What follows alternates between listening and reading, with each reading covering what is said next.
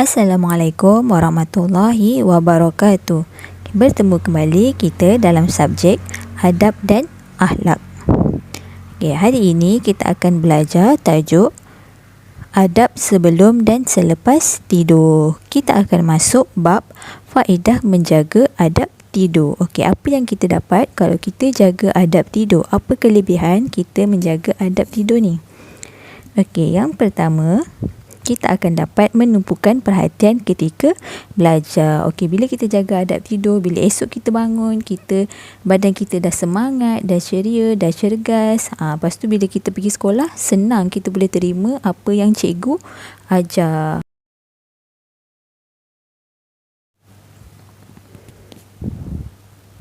Faedah yang kedua, kita akan diberkati Allah. Sebabnya sebelum ataupun selepas kita tidur, kita akan baca doa, kita akan ambil wuduk.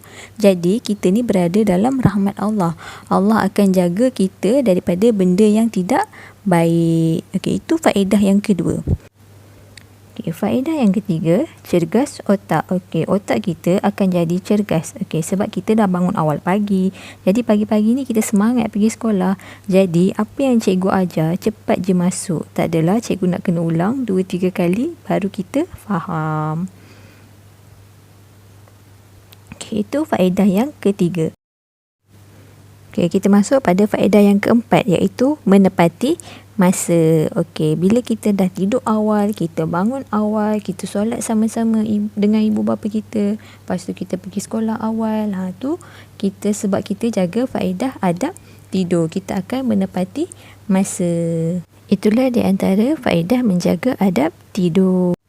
Seterusnya kita masuk kepada bab akibat tidak beradab sebelum dan selepas tidur. Apa yang kita dapat kalau kita tidak beradab ketika tidur? Kita akan rasa mengantuk ketika belajar. Sebab apa kita rasa mengantuk? Sebab kita tidak menepati masa untuk tidur. Kita tidur lambat, jadi kita bangun lambat, jadi kita akan rasa mengantuk ketika belajar. Itu akibat yang pertama. Akibat yang kedua, kita akan susah mengingat pelajaran. Bila kita lambat bangun, jadi otak kita akan letih. Jadi kita susah untuk ingat pelajaran. Akibat kalau kita tak menjaga adab tidur yang ketiga adalah kita akan rasa malas dan tidak berdisiplin. Kalau kita tidak beradab ketika tidur, kita akan hilang disiplin kita. Tapi kalau kita beradab ketika tidur, diri kita akan jadi manusia yang berdisiplin. Akibat yang seterusnya, kesihatan kita mudah terganggu.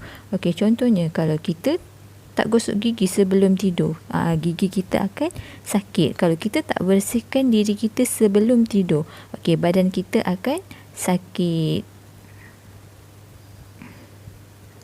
Akibat yang kelima adalah dibenci oleh orang lain dan keluarga. Contohnya kalau kita tak kemas tempat tidur, kalau kita tak mandi, kita tak bersihkan diri sebelum tidur, orang akan suka kita, orang tak akan suka kita.